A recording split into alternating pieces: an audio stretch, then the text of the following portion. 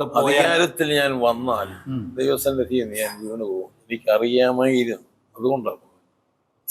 അത് ബോധപൂർവം ഞാൻ മാറി.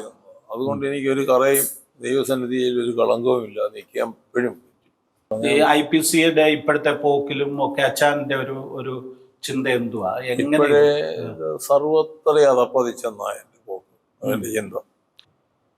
നിലത്തൂടെ പോയാൽ എല്ലാവർക്കും കൊള്ളാം. ഇപ്പോഴത്തെ പോക്ക് പോയാൽ എങ്ങും ചെല്ലുകയില്ല. ഇന്ന് നമ്മളുള്ളത് പാസ്റ്റർ KK ചെറിയാന്റെ വീട്ടിലാണ്. കുമ്പനാടിനടുത്ത് ഇരവിപേരൂരിന് സമീപമാണ് അദ്ദേഹം താമസിക്കുന്നത്. പാസ്റ്റർ KK ചെറിയാനെ അറിയാത്തവർ പെന്തക്കോസ്ത് സമൂഹത്തിൽ ഉണ്ടാവുകയില്ല. ഒരു കാലഘട്ടം മുഴുവൻ കേരളത്തിലെ കൺവെൻഷൻ വേദികളിൽ സിംഹഗർജനമായിരുന്നു പാസ്റ്റർ KK ചെറിയാൻ. പ്രത്യേകിച്ച് പ്രവചന വിഷയങ്ങളിലുള്ള അവഗാഹമായ ജ്ഞാനം, അതിൽ നിന്നുള്ള അനർഗളമായ പ്രസംഗങ്ങൾ കൺവെൻഷൻ വേദികളെ ഇളക്കി മറിക്കുന്നവയായിരുന്നു. എന്നാൽ ഇപ്പോഴദ്ദേഹം ശാരീരികമായി ക്ഷീണിതനാണ്. 84 വയസ്സുണ്ട്. എങ്കിലും അദ്ദേഹത്തിൻ്റെ ഓർമ്മകൾ, അദ്ദേഹത്തിൻ്റെ ജീവിതാനുഭവങ്ങൾ, അദ്ദേഹത്തിൻ്റെ നിലപാടുകൾ ഒക്കെ വ്യത്യസ്തമാണ്. ശാരീരിക വിഷമതകൾക്കിടയിലും അദ്ദേഹം അതൊക്കെ നമ്മളോട് സംസാരിക്കുന്നുണ്ട്. കേൾക്കാം നമുക്ക് പാസ്റ്റർ KK ചെറിയാന്റെ വാക്കുകൾ. അച്ഛനെ തോന്നിയാമലയാണ് സ്വദേശം. തോന്നിയാമല ഞങ്ങൾ എലന്തൂക്കാരാണ്. പൂർവ്വകാലം മുതൽ എലന്തൂക്കാരാണ്. ഓക്കെ. എൻ്റെ വല്യപ്പൻ എലന്തൂക്ക്. അത് ശരി. വല്യപ്പന് എലന്തൂക്ക് പോയി, അപ്പനും കൂടെ അപ്പന്മാരും കൂടെ എലന്തൂക്ക് പോയി അവിടെ താമസിച്ചു. പിന്നെ ഇപ്പം അവിടെ ഓക്കെ ഞങ്ങൾ താമസിക്കുന്നു. അപ്പം ഈ എലന്തൂരിന്ന് തോന്നിയാമലയ്ക്ക് പോയത് ഏത് കാലത്ത്, ആരുടെ കാലത്ത്? അച്ഛനായിട്ട് പോയതാണോ അതോ പോയത്? അതായത് വല്യപ്പൻ്റെ കാലത്ത് പോയി. അപ്പോൾ അന്ന് പിന്നെ മർത്തോമയിലാണ് നിങ്ങൾ? അത് മർത്തോമയിൽ. ഈ മർത്തോമയിൽ നിന്ന് ഈ തോന്നിയാമലയിൽ ഒത്തിരി കുടുംബങ്ങൾ ഒന്നിച്ച് വിശ്വാസത്തിലോട്ട് വന്നല്ലേ? ഒരുപാട് കുടുംബങ്ങൾ ഉണ്ട്. മർത്തോമക്കാർ വീട്ടുകാർ തന്നെ ഒരുപാട്, എല്ലാം 90% താഴെക്കാർ തന്നെ. അവിടെ ഈ പെന്തക്കോസ്ത് വന്നത് എങ്ങനെയാ? വ്യക്തിപരമായ ആൾക്കാർ വിശ്വസിച്ചുണ്ടായത്. അല്ല, അതിന് പ്രത്യേകിച്ച് ഒരു മുഖാന്തരങ്ങളായിട്ടൊന്നുമില്ല. പിന്നെ ദൈവം സന്ദർശനമുള്ളൊരു നാടായിരുന്നു. പൊതുവെ പറഞ്ഞ ദൈവത്തെ അറിയുന്ന ഒരു മനുഷ്യനായിരുന്നു. മനുഷ്യനെന്തുകൊണ്ട് കള്ളുകൂടിയോ അമ്പലമോ കള്ളിഷാപ്പോ ഒന്നും ഇല്ല, ഒന്നുമില്ല. എല്ലാം ഭക്തിമയമായ ഒരു സ്ഥലമേ. എല്ലാവരും കർഷകരായിട്ടുള്ള ആളുകൾ. കർഷകരധികവും ജോലിക്കായിരുന്നു. ഞങ്ങളപ്പന്മാരിൽ ഒരാൾ ജോലിക്കാരനായിരുന്നു. ഓഡിറ്റേഴ്സും സൂപ്പറുണ്ടായിരുന്നു എയർപോർട്സിന് ഇവിടെ. പിന്നെ അങ്ങനെ അവിടെ ആയിരുന്നെങ്കിൽ. അച്ഛൻ എത്ര വയസ്സുണ്ട് ഇപ്പോൾ? 84. 84. ഓക്കെ. അച്ഛൻ വിശ്വാസത്തിലോട്ട് വരുന്നത് ഏത് പ്രായത്തിലാണ്? ഞാൻ വിശ്വാസത്തിലോട്ട് വരുന്നത് തീരെ ചെറുപ്പത്തിലാണ്. വളരെ ചെറിയ പ്രായത്തിൽ. അത് മർത്തോമായി വെച്ച് തന്നെ? അതെ, മർത്തോമായി വെച്ച് രക്ഷിക്കപ്പെടുന്നു. സൺഡേ സ്കൂൾ ലെവലാണോ അതോ? അല്ല, ന്യൂമോണിയ വന്ന് ചങ്കുപൊഴിപ്പൻ. ആ രോഗം വന്ന് വളരെ കൂടി. കഫുമൊക്കെ തൊട്ടി. തീരെ കുഞ്ഞായിരിക്കുമ്പോഴാണ്? തീരെ 16 വയസ്സ്. ഓക്കെ. അത് വളരെ കൂടി. ആ രോഗത്തിൻ്റെ മൂർധന്യാവസ്ഥയിൽ വെച്ച് ദൈവ സന്ദർശനം ഉണ്ടായി. ഓക്കെ. ദൈവവിളിയുണ്ടായി. അത് ഞാൻ അനുസരിച്ചു. ഓക്കെ. അതിന് കാരണം. ഓക്കെ. എന്നിട്ട് പിന്നെ ബദേൽ ബൈബിൾ കോളേജിൽ പഠിക്കാൻ പോയി? ബദേലും. അപ്പം തീരെ ചെറുപ്പത്തിൽ, അതായത് SLC കഴിഞ്ഞപ്പോഴാണ്? SLC കഴിഞ്ഞാ പോയത്. നമ്മുടെ PS ഫിലിപ്പിന്റെ ഫാദർ ഒക്കെ നിങ്ങൾ ഒന്നിച്ചൊരു കൂട്ടായ്മയില്ല? ഒരു കൂട്ടായ്മയില്ല. ഓക്കെ. ഞങ്ങൾ പ്രായക്കുറവുണ്ടായിരുന്നു, വേറെ വ്യത്യാസം ഉണ്ടായിരുന്നെങ്കിൽ ഒരു കൂട്ടായ്മയിലായിരുന്നു. അപ്പൊ അച്ഛൻ ആരായി ബദേലിലോട്ട് പോകാനായിട്ട് നിർദ്ദേശിക്കുന്നു? അങ്ങനെ ബദേലിൽ പോകാൻ തെക്കേലെ ഒരു സാറുണ്ടായിരുന്നു. സാറാ അതിന് വഴി വെച്ചത്. അങ്ങനെ പറഞ്ഞ അന്ന് കുമ്പനാടിലെ പ്രശ്നങ്ങളൊക്കെയുള്ള കാലമാണ്.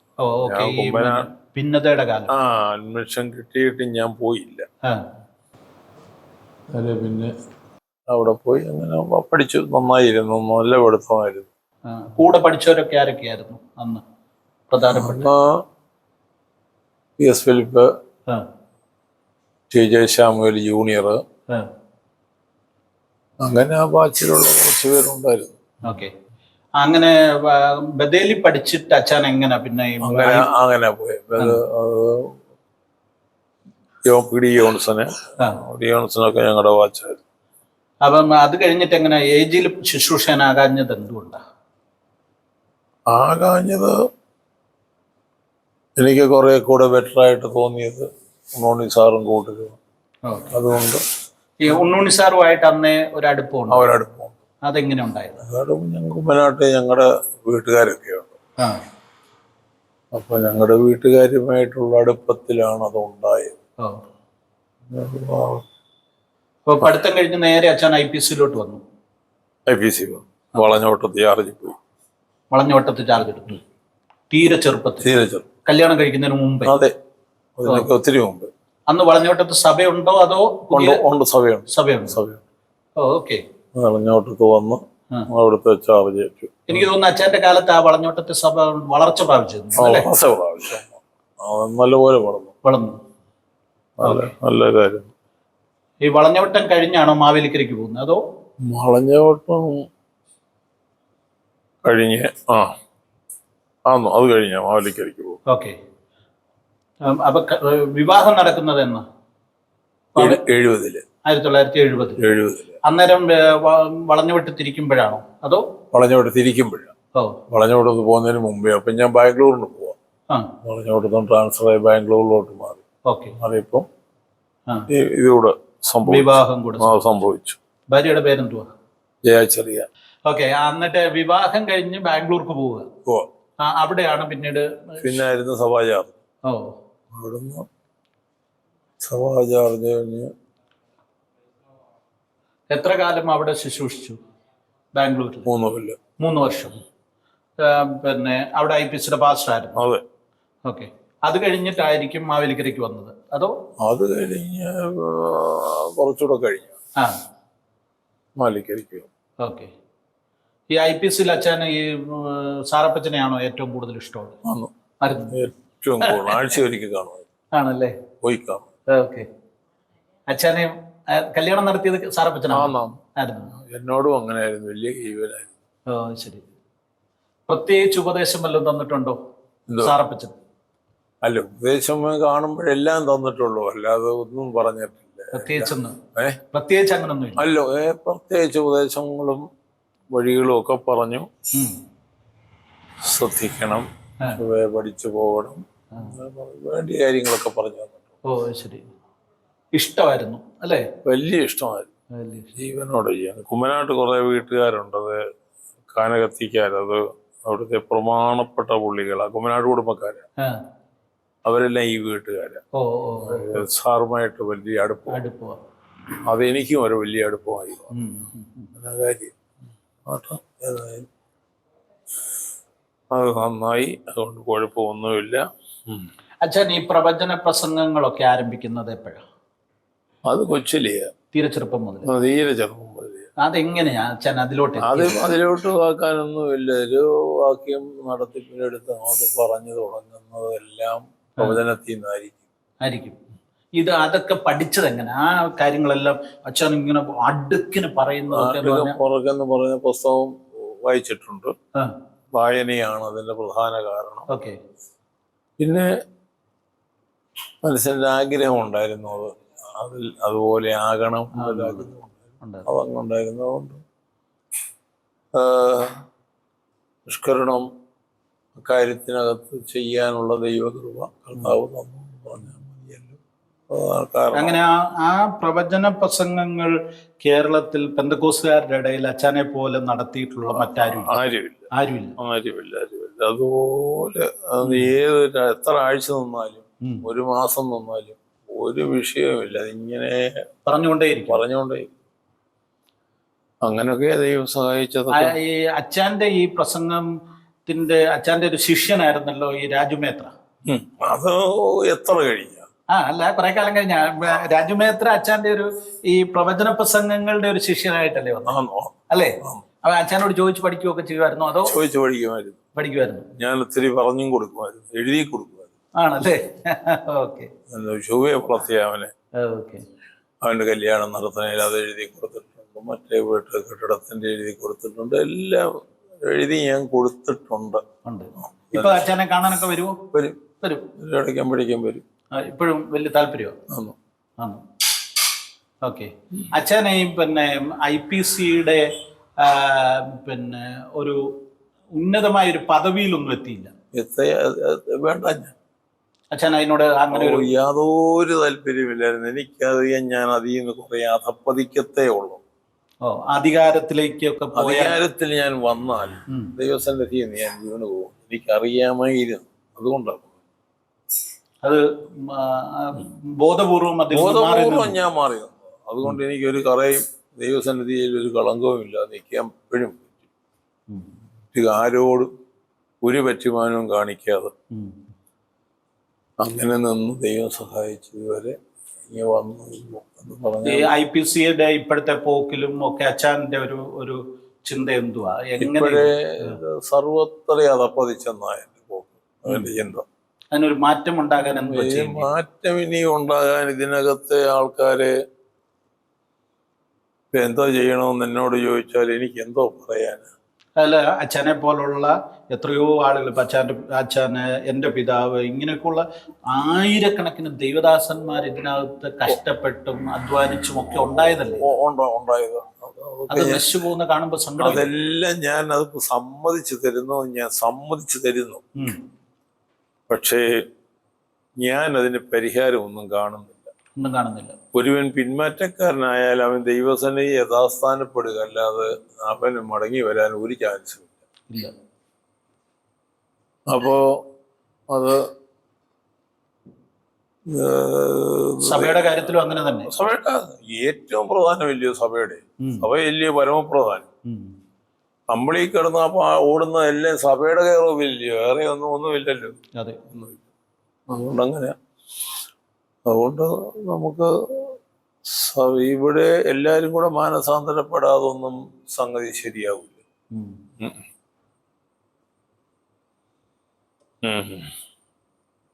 അച്ഛൻ അങ്ങനെ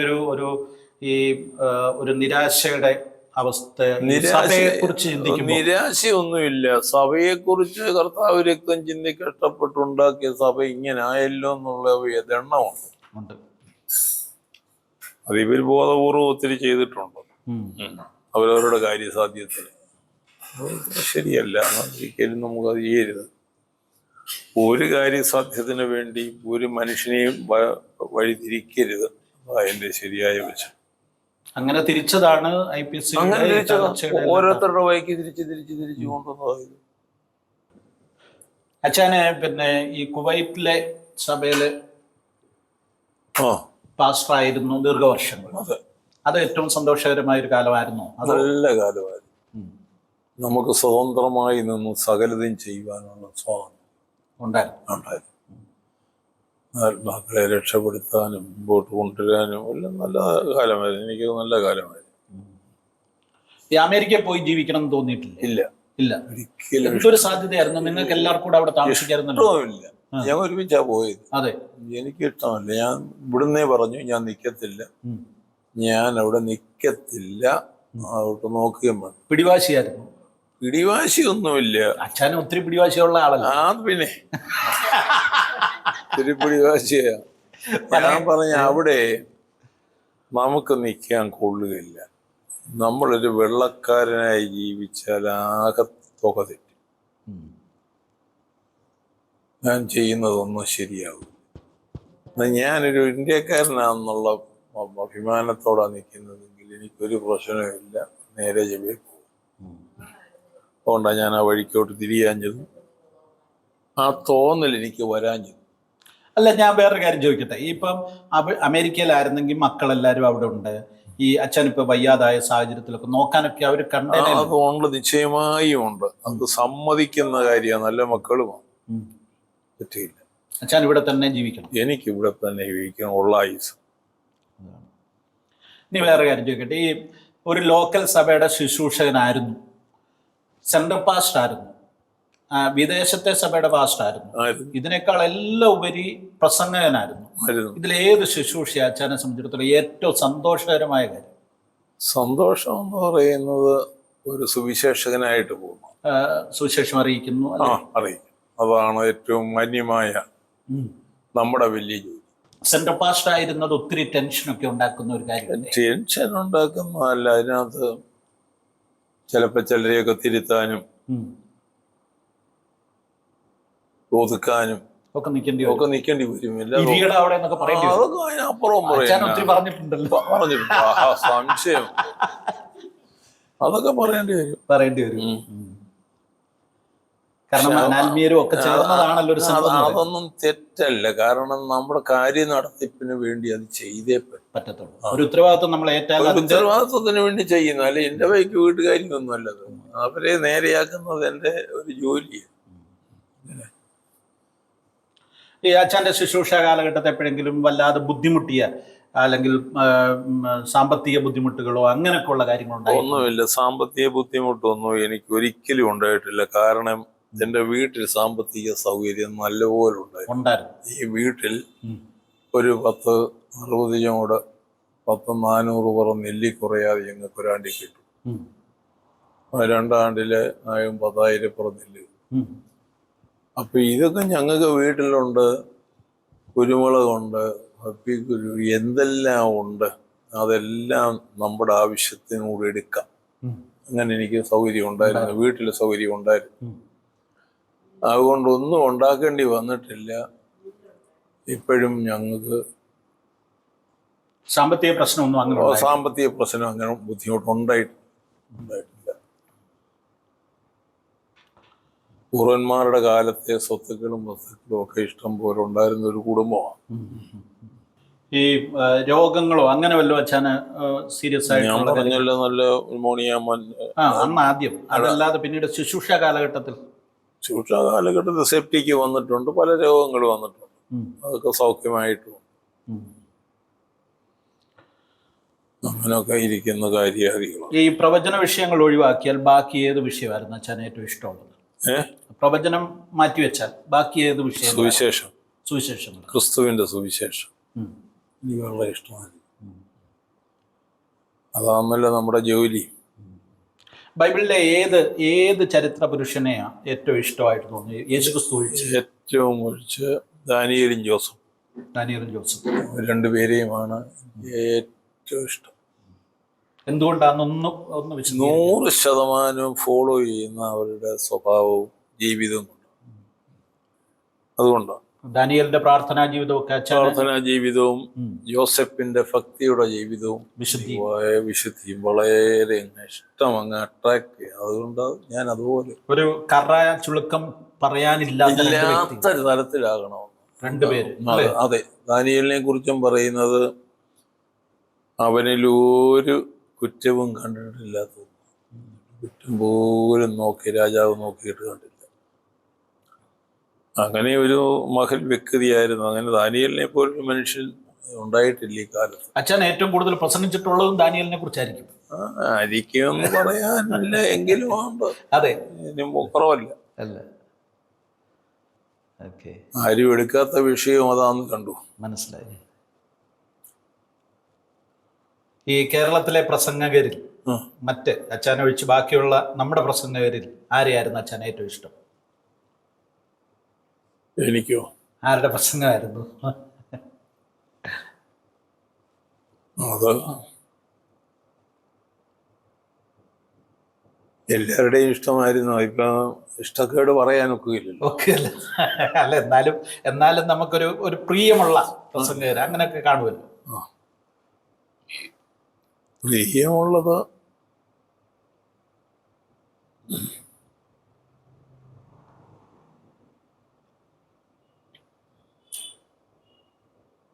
ഏതായാലും താല്പര്യമുള്ള ആൾക്കാരെ പറയാം. അച്ഛാ ഭയങ്കര ബുദ്ധിപൂർവ്വ ഒരാളുടെ പേര് പറയാതെ.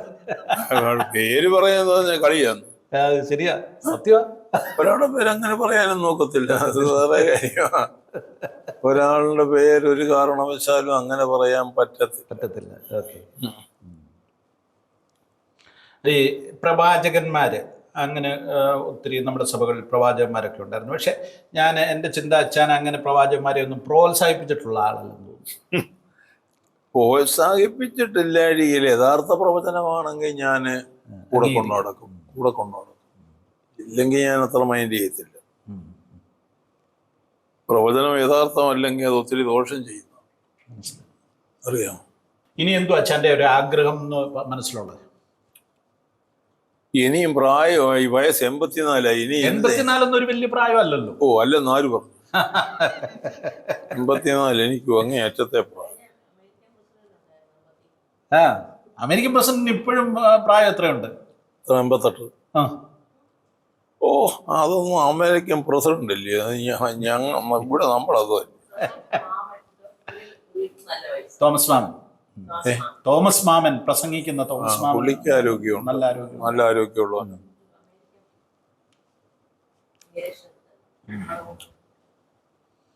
എബിയുടെ ഒക്കെ കൂടെ. സാങ്കുട്ടി ചാക്കോ യെസ്. എന്താ മിണ്ടായിരിക്കുന്നേ? സാങ്കുട്ടിയാ വർത്തമാനം പറഞ്ഞുകൊണ്ടിരിക്കുന്നത്. അത് മനീഷ് പാസ്റ്റർ. മനീഷ സാങ്കുട്ടി എന്തി? സാങ്കുട്ടിയാ ഇത്. ഞാനല്ലേ അച്ഛൻ്റെ അടുത്തിരുന്ന് വർത്തമാനം പറയുന്നേ? സാങ്കുട്ടി പിന്നെ അല്ലെങ്കിൽ ആരാ ഇത് ഇത്ര അച്ഛനോട് വർത്തമാനം പറയുന്നത്? അത് ശരി. കുഴപ്പമില്ല, അച്ഛൻ ഇടയ്ക്കൊന്ന് വിട്ടുപോയതാ. അതെ. തലയിൽ 2 സർജറി ചെയ്തത് എനിക്ക് ഇച്ചിരി കോംപ്ലിക്കേഷൻ ആയി. നടുവിന് വേദനയോ അങ്ങനെ വല്ലതും ഉണ്ടോ? നടുവിന് പുറത്തിനൊക്കെ പൊതുവെ വേദനയുണ്ട്, കിടക്കണം, എനിക്ക് ഇരിക്കാൻ വയ്യ. പ്രശ്നം കട്ടിലേന്ന് 2 വീണു. അച്ഛാ, ഞാൻ ആദ്യം ബുദ്ധിമുട്ടിക്കുന്നില്ല. കേരളത്തിലെ IPCയിലെ പാസ്റ്റർമാരോട് അച്ഛൻ പറയാനുള്ള ഒരു സീനിയർ ആളെന്നുള്ള നിലയിൽ ദൈവദാസന്മാരോട്, അച്ഛൻ്റെ കൂട്ടുശുശ്രൂഷന്മാരോട് എന്താ പറയാറ്? എന്തോ അതോട് ഈ പറയാം,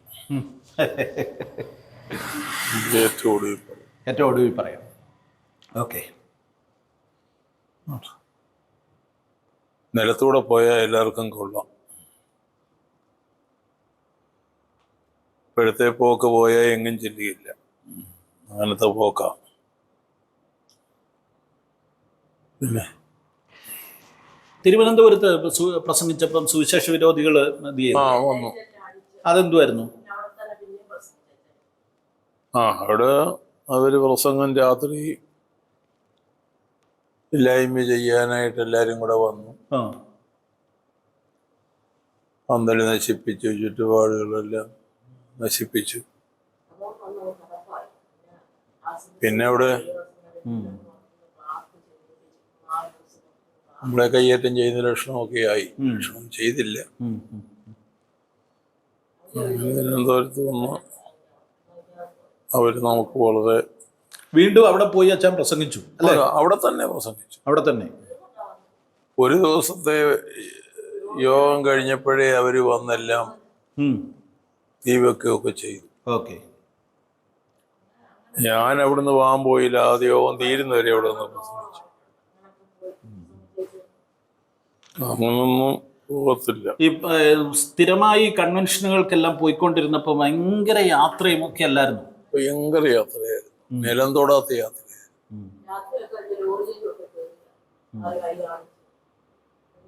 ലോറികളിലൊക്കെ കയറിയാ വരുന്നത്. ലോറിയെ കയറിയൊക്കെ വന്നിട്ടുണ്ട് ഇഷ്ടം പോലെ. ഈ മലബാറിൽ നിന്നൊക്കെ എപ്പോഴും ലോറിയെ കയറിയാ, ചക്കറി വണ്ടിയെ കയറി. അങ്ങനെ ഞങ്ങൾ, അതായത് ഈ മലബാറിലൊക്കെ സുവിശേഷം അറിയിക്കാൻ പ്രസംഗിക്കാനൊക്കെ പോയിട്ട് ആ സമയത്ത് പോരുന്നു, ലോറിയിലൊക്കെ കയറി. ബസ്സേ കിട്ടത്തില്ല, ലോറിയെ കയറി. അന്നൊന്നും അതൊരു വിഷമമായിട്ട് തോന്നിയിട്ടില്ല? ഒന്നും തോന്നിയിട്ടില്ല. എന്തോ വിഷമാ, വീട്ടിൽ വന്ന് പറ്റും. അതല്ലേ വല്ല നിവൃത്തിയുണ്ടേ വീട്ടിലോട്ട് തിരിച്ചു പോരും. അത്രേ ഉള്ളൂ. വീട്ടിൽ തിരിച്ചു വരണം, അവിടെ വന്നേച്ച് അടുത്ത സ്ഥലത്ത് പോകണം, അത്രേ ഉള്ളൂ. അത് ചോദിക്കട്ടെ, ഈ ശുശ്രൂഷന്മാര് ജോലി ചെയ്യുന്നതിനോട് അച്ഛൻ്റെ മനോഭാവം എന്തോ? ശുശ്രൂഷന്മാര് ജോലി ചെയ്യുന്നതിനോട് എനിക്ക് യാതൊരു അഭിപ്രായ വ്യത്യാസവുമില്ല. ജോലി ചെയ്യണമെന്ന്. അച്ഛൻ ചെയ്യുമായിരുന്നു? ഞാൻ എൻ്റെ വീട്ടിലെ പണി ചെയ്യുമെന്ന് വീട്ടുകാരോട് ചെയ്യും. ഞാൻ ഇവിടെ സകല പണിയും ചെയ്യും.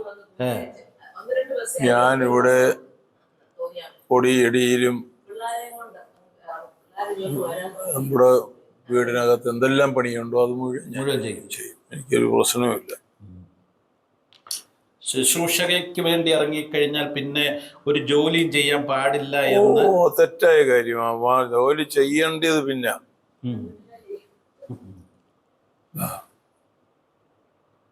ശുശ്രൂഷകന്മാർ മെനക്കേടുകാരായിരിക്കില്ല, നല്ല ജോലിക്കാരായിരിക്കും.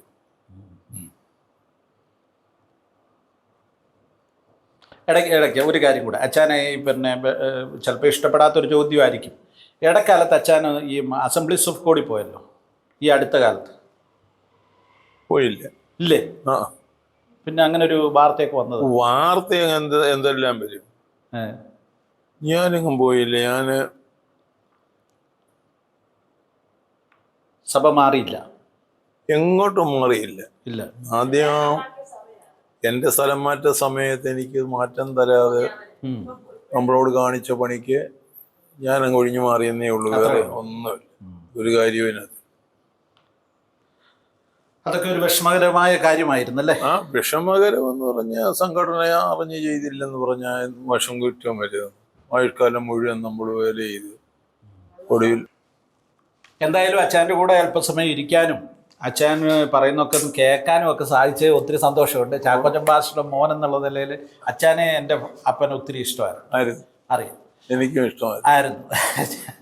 അപ്പോൾ അച്ഛൻ്റെ കൂടെ അല്പം നേരം ഇരിക്കാനൊക്കെ പറ്റിയതിൽ ഒത്തിരി സന്തോഷമുണ്ട്. പാസ്റ്റർമാരോട് പറയാനുള്ള കാര്യം ഒന്ന് പറയാവോ ലാസ്റ്റ് എന്നുള്ള നിലയിൽ? ഒടുവായി, ഇനി ആദ്യം നേരം ഞാൻ ഇരിക്കുന്നില്ല. ഇല്ല, അത് പോകണ്ട, വേണ്ട, ചില കഴിയട്ടെ.